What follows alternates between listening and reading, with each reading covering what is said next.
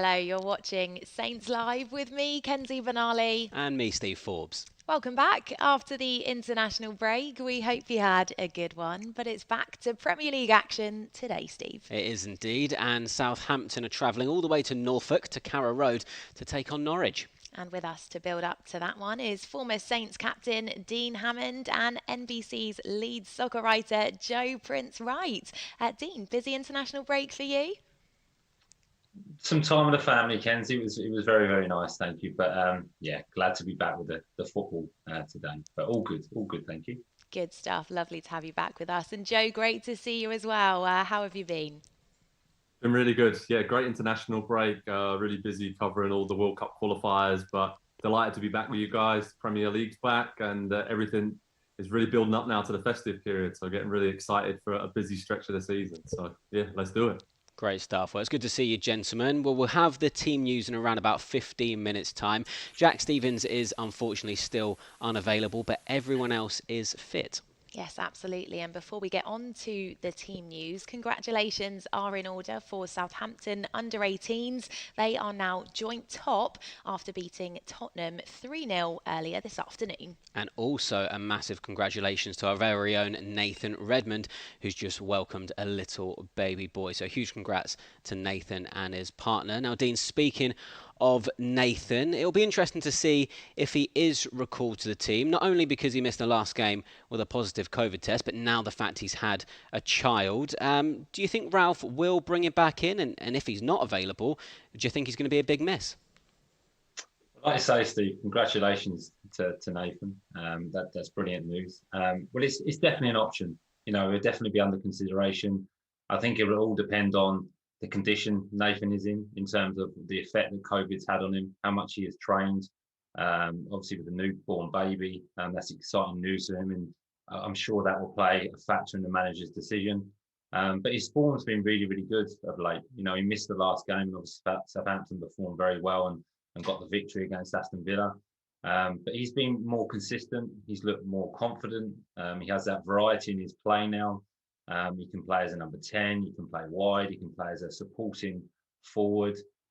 So he's a very welcome player within that group and for the manager, because there's so much variety to his game. And it was disappointing that he missed the game against Aston Villa because his form was so good, you know, and I enjoy as much as anyone watching Nathan play when he's at his best, when he's running at people, when he's demanding the ball, when he wants to make things happen and he wants to be creative. So he's definitely an option. But I think the manager will probably go with the same team, in my opinion. The performance against Aston Villa and of late, you know, the last four results have been exceptional. They really have 3 clean sheets. There's 3 1-0 wins in there. There's goals. There's opportunities created. And the team looks very, very solid. So I'm sure the manager's very, very happy. He's had a good period to work with them now, and they'll be raring to go today. So Dean, not expecting any changes, but Joe, what are your thoughts? Do you think we'll see any changes to the side that beat Villa? I agree with Dean that Nathan Redmond's been really good this season, so you could maybe see him, if he is available, to come straight back in for Stuart Armstrong. Could see that happening. Stuart, I think obviously he's been out for a long time, injured, and played well against Villa, but was taken off early in the second half for the switch of formation there. And it was good that he got some minutes for Scotland over the international break as well, so that will help him get back up to full speed. But yeah, I would probably go with Nathan Redmond if he is available to start over Stuart Armstrong, just because I think he was so influential against Burnley and Watford and other recent wins and good performances so far this season. He really has taken his game almost to a new level when there's kind of taken on the mantle as the chief creative force in this Saints team. So love to see him come back in. If he doesn't know, Stuart Armstrong will do a great job and will link up midfield and attack as well. And the only other kind of like curveball I'm going to throw out there is maybe you might expect Norwich to come flying out of the traps early on. So does Ralph go ultra defensive like he did against Aston Villa? I know it's not really in Saints' style or DNA. They like to start games fast, but does he start with 3 at the back and with Lianco playing so well? Maybe making room for him to play and then go in with the wing backs and just maybe surprising Norwich, because obviously Dean Smith, the new manager, came up against them recently and maybe knows what to expect. But it's not really like Ralph to chuck a curveball like that in there. He keeps things pretty predictable with the formation. So the only real change is Nathan Redmond coming in for Stuart Armstrong. Aside from that, keep it the same. Well, let's have a little look back at that win against Aston Villa, starting with the goal scored by Adam Armstrong. Dean, do you want to talk us through this one? Yeah, well, obviously the goal is fantastic. Initially, it's the reaction from Adam Armstrong, because he does lose the ball, he does lose possession, but the strike, it's such an instinctive strike. The technique is so good, and I think he has that quality. If you look at his goals for Blackburn in previous season in the Championship, he scored all different types of goals, and some like this from the edge of the box, but it's such a clean strike with his wrong foot as well. That's such a difficult skill with, it's there, he sees it, but it's his anticipation to be in that position, especially with him not being prolific at the moment and wanting to probably, especially get his first goal at St Mary's. But it's a brilliant strike. You see, look, ball up, head over the ball, clean strike with his left foot. And as soon as it leaves his foot, I think he did an interview, he knew it was in. You can see the delight on his face, celebrating with the fans. So it was a brilliant start to the game, a brilliant start for him. But I really like Adam Armstrong. I do. I think he's still only 24 years old. So there's loads of room for development. I think he's a really good investment. He can play different roles. One thing that surprised me is how quick he is at this level. His work rate is very, very good. So he's a team player. And I think he will get goals. A goal like that really does improve your confidence. It really does bring that belief back. So when he gets an opportunity, if he plays today, he'll take that shot on. He won't look for that pass. He won't try and have that extra touch to try and steady himself. He'll take the opportunity to have a strike at goal. So, strikers are all about confidence. When they've got that belief in themselves, they'll try and score from anywhere. But I like him. But the front three now, the four players that Southampton have got, Shea Adams, Brower, Adam Armstrong, there's real competition there. And I think that's really healthy. And probably a place that Southampton have not had for a long, long time. So look, it's a great strike. It really is. And it set the tone for, the last performance against Aston Villa. Yeah, absolutely. Beautiful goal. Now, Joe, it didn't matter in the end, but in your opinion, do you think it should have been a red card for El Ghazi in the first half? Yeah, 100%. He was very, very lucky to stay on the pitch. I mean, obviously, fouled Tino Livramento here, as we see, and a lot of people are doing that because it's the only way to stop Tino so far this season. I think there's some stats out there. He's one of the most fouled defenders in Europe, which is easy to see why with his marauding run. So yeah, really lucky to get away with that. Second one was an easy booking as well, but he was let off by the referee, and then of course went down in the penalty box as well, looking for a penalty. And you had to kind of laugh at how quickly he got up in that situation because he was clearly looking for a penalty kick. And I think since VAR came in as well, we haven't seen a lot of players being booked for simulation. But these two fouls we're seeing, clear yellow cards, should have been sent off. And yeah, it's one that didn't impact the result in the end. But I think the way Saints are playing this season, where it's tight, a lot of 1-0 wins, a lot of close games, if you're not putting teams away in 2-3 up, you need these big decisions to go for you. You need a little bit of luck, should we say, or just not even luck, just for the referees and officials to do the jobs properly. And I don't think they did it correctly there, and El Ghazi should have been sent off. But in the end, it didn't matter. Saints won. But over the course of the season, you'd hope that decisions would go their way and the games are refereed properly. We also saw Villa's players passing notes between themselves in the first half. Dean, is that something as a player you were ever involved in? Do they help? And I suppose if you were involved in that, was there ever like a cheeky note at the end, like fancy a takeaway later, or you smell? No, there's definitely never a cheeky note at the end, Steve, I must admit. But it's actually a pretty good idea. I experienced it myself in my playing days. Actually, Nigel Atkins actually did it a couple of times. It's because it's so difficult for a manager or a coach to get that message onto the players. Even when a player comes over and you speak to the manager, it's such a rush communication. You try and explain something. They're trying to explain a tactical change, something that's not going well, that you're struggling with a team that you want to change. Like for this instance with Aston Villa, it was a set piece. And it's really, really difficult because as a player in that moment and someone's trying to tell you something, you're not really listening because you're thinking, well, I've got to concentrate on my job. I need to understand what I'm doing. And it's difficult to take it in. So when you do get the note, you look at it very, very quickly, but you don't always appreciate what they're trying to say. You probably look at a name and like they've done, they've seen the name, they've passed it on. I know the position I'm trying to be in. So it is difficult, but I've had it with all different teams. I've had it with tactical boards before where you get the magnets and a coach has been on the side of the pitch trying to move the magnets around and you're thinking, right, which player am I? I'm not quite sure. There's a noise of the crowd. So it is very, very difficult. That's why I think you get different approaches from managers. You do get the managers on the sideline that are very involved, shout a lot, trying to communicate. And you do get the other managers that are very calm, that will sit down, allow the 45 minutes to play out. And then they get that 15 minutes at half time to really go through some tactical changes or things that need to be changed. So it is difficult. And also, it depends what the message is and to what player, because some players you try and tell them something and that doesn't go down too well as well. So it's an interesting one, but I think that little message can help. It just needs to be small bits of detail. Oh, thanks. So that victory against Aston Villa saw Dean Smith sacked as the Villa boss before being quickly hired by Norwich. So Saints are going to face him again today. And Ralph was talking about that situation in his press conference. He'll be taking on Norwich this weekend, but also facing Dean Smith again on the touchline. It's a crazy game, isn't it, football? Yeah, definitely. A little bit strange preparing for this game because it's always difficult when the opponent changes the manager, and then you then don't have this many informations like you have normally. So he knows us, we know him, but it was a little bit different. But we are concentrating on our game, and we have had some good games in the past now, and we want to concentrate on our development, and this is the next game what we want to win. Well, Joe, what did you make of Dean Smith's departure from Aston Villa then, and then of course joining Norwich? Yeah, I think it was very harsh for him to be sacked, Kenzie, to start with. You think about the 3 years he had at Aston Villa, his boyhood club, got them promotion to the Premier League, stabilised them, got to a League Cup final.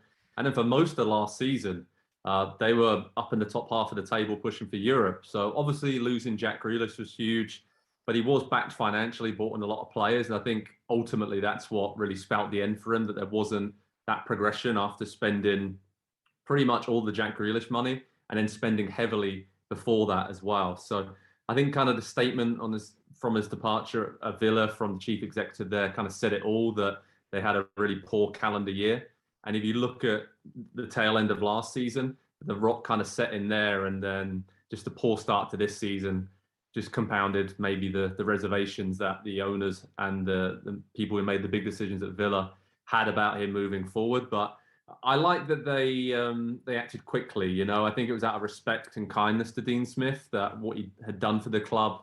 He's a Villa fan, and they didn't want to drag it out. So they obviously had Steven Gerrard lined up, and we all know that he's an exciting young coach. But yeah, Dean Smith, from any meetings I've had of him, is a really nice bloke. I'd say firm but fair. You know where you stand with him. And I think he'll always have the respect of everyone at Aston Villa whenever he comes back, because he brought them back into the Premier League and did really well over the last few years. So yeah, he was out of a job for just 8 days.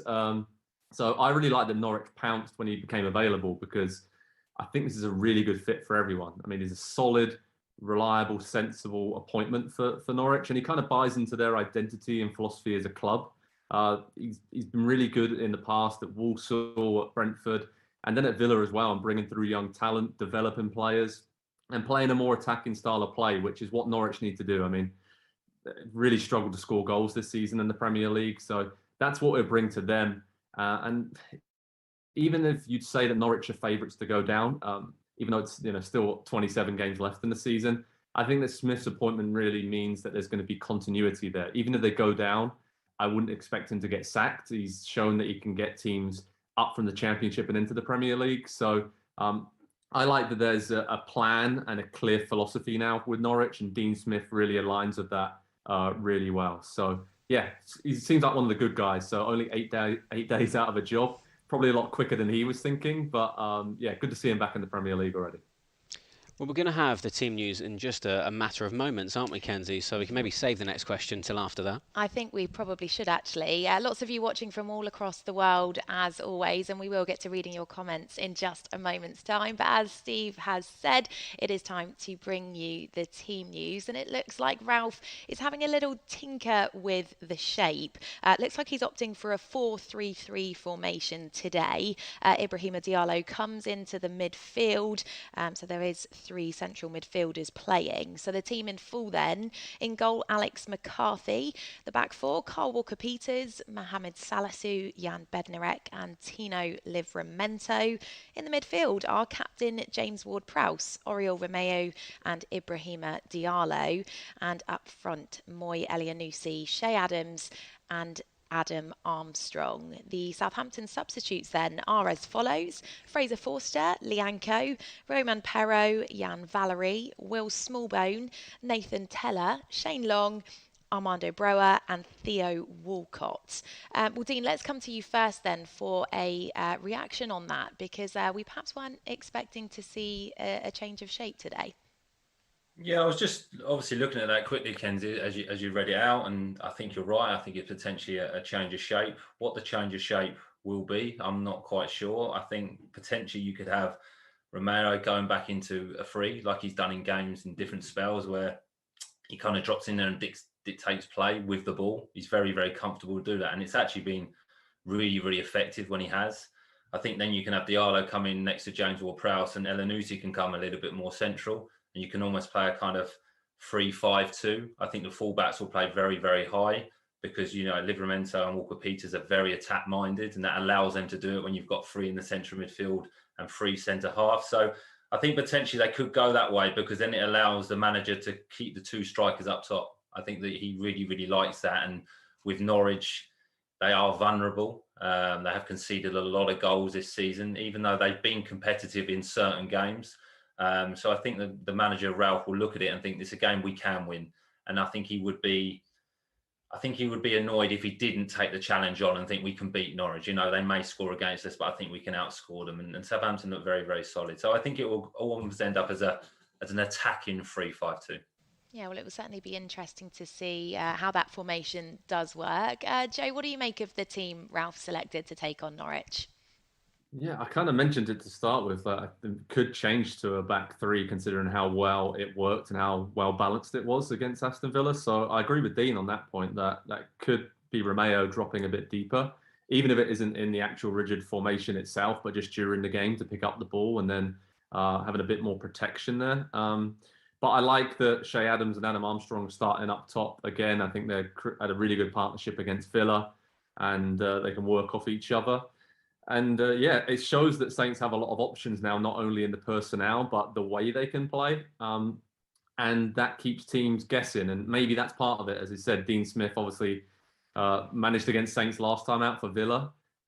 He adjusted his tactics quite well, I think, at half-time of that game to cause Saints some problems. And then Ralph countered that. We go into a back 3 and worked it out. And Saints settled down and played well the rest of the game. So maybe it's just a bit of gamesmanship from Ralph, just changing things up when people didn't expect him to.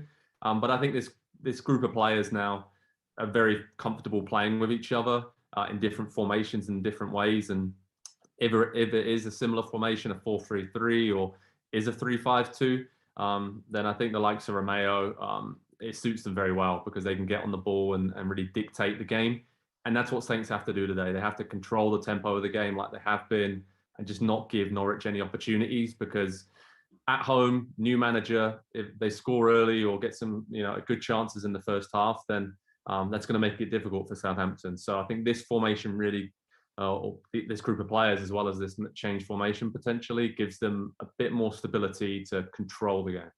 Absolutely. Well, before we get to discussing today's opponents and the match ahead in more depth, let's take a look at what's being said on our social channels. Lots of you getting in touch, as always. Great to hear from you. Kevin is watching all the way from Moscow. He says, I can assure you it's all red and white. That's what we like to hear. Arthur Cogger is also with us. He says, on my way to Carrow Road. Come on, you Reds. Great support from you. Nathan Hill is watching all the way from Sydney, Australia. Australia. My goodness, I wonder what time it is there. Thank you for tuning in.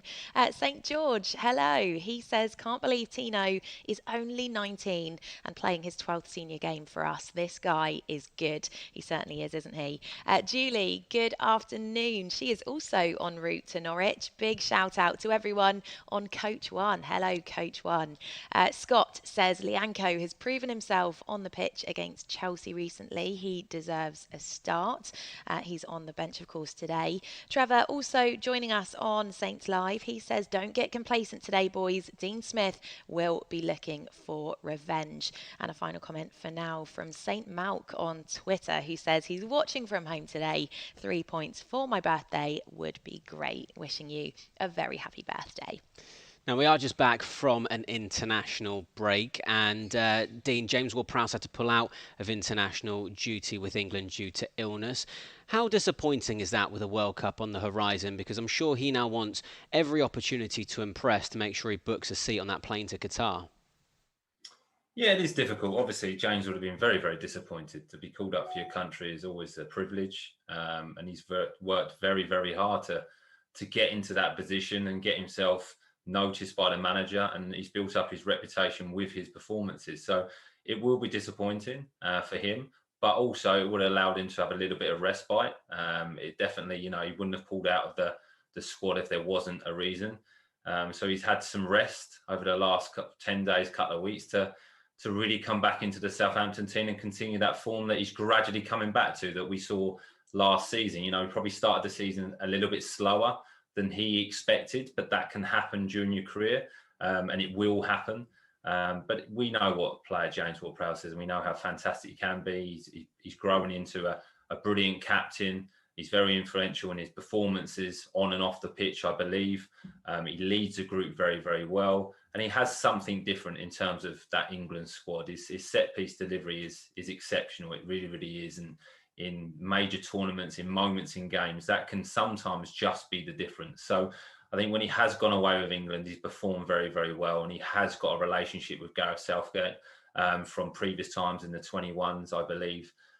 So, yeah, he's doing fine, James. To be in that England squad and to be around that England squad is a fantastic achievement because there's some really, really good players in there. And the England team is going strength to strength. So there'll be some disappointment, but I'm sure it adds to his determination to continue his fine form and get back into the next squad.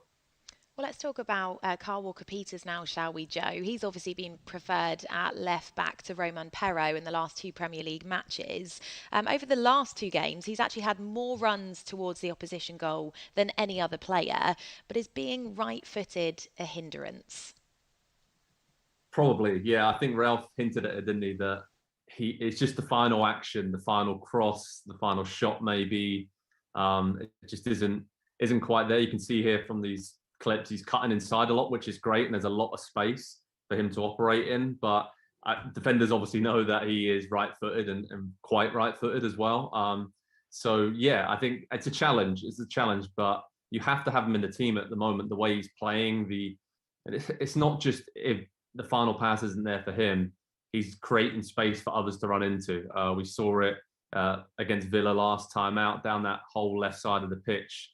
So much room and so much space for Al Yunusi and even Adam Armstrong and Shea Adams to run into because he was so good, Kyle Walker-Peters. He was almost occupying 2 players by his forward runs there, and they will hope he can do the same today. So, yeah, even if the final ball isn't quite there on his left foot, I'm sure that's something he's working on in training and with the coaching staff to improve that, because it seems like he's going to play there for the majority of the season. Perraud's been good when he's come in, solid and reliable. But I think Kyle Walker-Peters just stretches the game and pushes Saints further up the pitch quickly, which suits the players that they have in the final third. So, yeah, really interesting. I don't think he probably would have seen himself playing at left back at the start of the season, but obviously Livramento has been so good, you cannot drop him at right back. So I really like the Walker-Peters has dug in, taken his chance at left back out of position and really made it his own. So he can improve, of course, with his left peg, but yeah, he's getting there. And I think Saints supporters really appreciate his work ethic and his drive to get into the final third. Now it's just that little bit of quality with the final ball, cross or shot. And I'm sure he's going to, get in the box a lot today. I'm going to stick with you, Joe, for a minute here to talk about Lianco. He's come off the bench in the last couple of games and he seems to be making quite a big impression with the fans on social media. What have you made of him, both, I suppose, on and off the field? Yeah, I was struggling to remember a Saints player getting cult hero status as quickly as this. I mean, he's only played a handful of games, but I just love how he celebrates a tackle. I mean, even winning a foul or throw, and he celebrates it almost like Saints have scored a goal. So it's great to see that passion, that commitment. Seems to have really embraced the city of Southampton, like you said, in the social media posts of his family, the lifestyle of moving to England. Seems to be really enjoying himself and connecting with the fan base in and around the city, which is great to see. And you can obviously see he's a very serious character when he needs to be, working hard and obviously putting in the hard yards at Staplewood to get up to speed in the Premier League after coming in from Torino. But yeah, he's clearly a player who's all in, dedicated. And what I like about him as well, he's comfortable on the ball. He's not just a no-nonsense defender. He can fly into tackles and is good in the air and is very committed. But he's also very aggressive in coming out from the back, as we saw against Villa. And it's almost like Beckenbauer-esque, shall I say, when he's coming out there and spraying the ball around and just trying to get Saints on the front foot. So I like that about him. He reminds me of Klaus Lundekvam a little. He's aggressive, stepping high, but very good on the ball as well. So obviously he'll have a long way to go to meet Klaus's impact as a Saints legend and captain. But I think he fits the Saints model perfectly. You know, he wasn't really a household name when Saints signed him from Torino, but he's ready to improve. You can already see that. Ralph's talked about his personality on the training ground day in, day out. And he's made such a big impression. And some of the commenters said there, he deserves to start. And I think now it's almost a case for Saints of how can we fit this guy into the starting lineup? Do we go to a 3 at the back? Because he has been so impressive after a bit of a slow start. Took him a while to get going, but been really good. And yeah, great character to have, I think, in and around the dressing room to just get everybody enjoying life. I think his positive vibes are spreading throughout the team. And I know when I see him posting on social media, I get pretty fired up and excited about life as well. So I need more characters like that just in life in general. Absolutely fantastic character indeed. Well, we are going to check back in with the fans watching along at home before we talk about Norwich in more depth. Adam's got in touch. Hello to you. He says, great to see Diallo back in the team today. Don's left us this comment. He says, looking forward to a dominant performance. SFC Jake on Twitter, hello. He says, happy with the team, but wish Brower was starting. Seb is also with us. Good afternoon to you. He says lots of possibilities with this lineup. It will be fun to see how it ends up working. And Andy Davis on Twitter has said, interesting to see how this lineup works. Worried about our width in the side though. Well, speaking of concerns that the team should have today, Dean, Norwich obviously haven't had the best start to life in the Premier League this season, but what should Saints be wary of today? Well, they're coming off a very good victory against Brentford. If you look at Norwich, I think they're improving. I think it's been a really, really tough start for them for the season. If you look at the first 2 fixtures, a 3-0 defeat against Liverpool, a 5-0 defeat against Man City. So 8 goals conceded, no goals scored in the first 2 games. It's a bit of an eye-opener. I think they're at the stage where they're too good for the Championship. But at the moment, I think it will change, but not good enough for the Premier League. But they do have some good players. They do, and they play a good brand of football. And they've almost got nothing to lose now. They've been written off. They've got a new manager that's coming in, so there will be a reaction from the players that will be looking to impress, looking to show the new manager that they want to be part of the future of the football club. So that always improves performances. It really, really does, individually and collectively. I'm sure there'll be some players that have not played under the previous manager that will come back into the fold now and be excited that they're part of it again and want to play and want to use the challenge of the Premier League to show them what he can do. So yeah, they've been competitive in games. They really have. They've lost heavily against the big teams. You know, losing to Chelsea 7-0 is really going to hurt anyone's confidence. It has. But, you know, the game they've drawn against Brighton at home, I think they lost narrowly to Leicester. They've drawn away to Burnley. And when they've lost, they've only lost by the odd goal, 1-0, 2-1. So they're not a terrible team. They're just lacking that little bit of belief. So with the new manager coming in, I know the assistant manager very well, Craig Shakespeare. I worked with him at Leicester. He's a very, very good coach. He will get the team very organised. Joe mentioned it there, the training ground. He brings a real buzz around the training ground. He puts smiles on the players' faces. And it's a new voice with new ideas. So it's going to be a challenge. You know, the first home game for the new manager, you know, the atmosphere will be good at Carroll Road. So it will be an interesting game today. But, you know, Norwich are no walkovers. They're really not. Well, a win for Southampton today could see them go up the table as high as 7th, I believe, Joe. Now, I can't believe, well, I wouldn't say that we're calling it a must-win match, but how much would 3 points install a new sense of belief amongst the fan base? Yeah, I think it'd be great for confidence levels for fans to kind of think, okay, we're going to push for a top 10 finish this season, because a lot of new players coming in, a lot of young players this summer. It's taken them a while to settle in, but now they're in their stride and have had good performances throughout the season, to be honest. But now they're picking up points against the teams around them. I think this is another great opportunity to say, you know, Southampton are making that transition from being a team that's been in the bottom half of the table for the last few seasons to now we're ready to kick on and be in the top 10. And I was looking back at some of the seasons where Saints have done really well under Maurizio Pochettino and Ronald Koeman since they've been promoted back to the Premier League. And the main reason for that success is just taking care of business against teams in the bottom half of the table. We've seen it against Watford, Villa and Leeds, obviously getting big wins early in this season. But I looked back at the 2015-16 season when Saints finished 6th. And the 20 games they had against teams in the bottom half of the table, they only lost 4 of those. And they only had 1 defeat against teams in the bottom 3. And that was 1-0 away at Norwich. I'm not going to tempt fate. But looking back at the stats there. So if you dig a bit deeper, yes, you're going to have some great wins against some of the big boys, which fans always remember. And those are great occasions. But I think to build that platform for success, you just need to take 6 points or 4 points at least against the teams who are right in and around the bottom of the table. And that will push you away from that. So I think Saints are now in that situation where they can go into games against Watford, Villa, Norwich, and other teams at the bottom, being confident and saying, you know what, we're going to win today. And I think that's the next step forward for this team. So yeah, like I said, you can have great performances against the top 6 or 8 teams, but they've almost accelerated so far away from the rest of the Premier League in recent seasons that now it's all about, you know, taking wins against the likes of Norwich, no disrespect to them. So that does put a little bit of extra pressure on Southampton today, because this will be a game marked in the calendar as we have to win this. And yeah, that puts, like I said, adds some pressure, but I think the players now are willing to live up to that pressure and can provide the moments needed to get a victory. And fans, I think, as a Southampton fan, I speak about this, go into games with more optimism now than they did at the start of the season, which is really good and shows the progress they've made. Well, it certainly seems that way, judging by the comments we've been having through to us here on Saints Live, Joe. Let's take a look at those for the final time on the show today. Liam has just arrived at Carrow Road. He says, come on, you Reds, make it 3 wins in a row. Paul Wild, hello to you. He's going for a 2-1 Saints win today.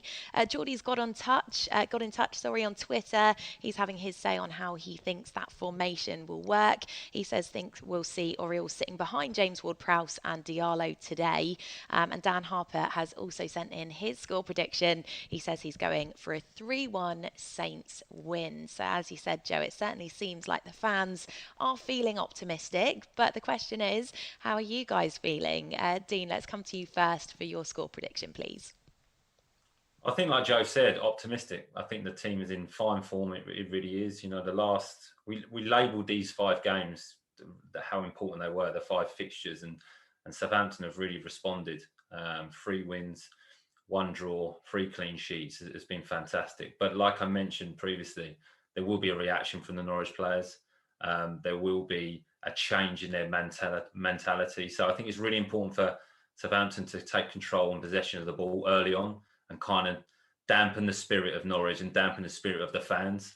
So I'm going to go for a 1-0 Southampton win today. So another clean sheet and a 1-0 win.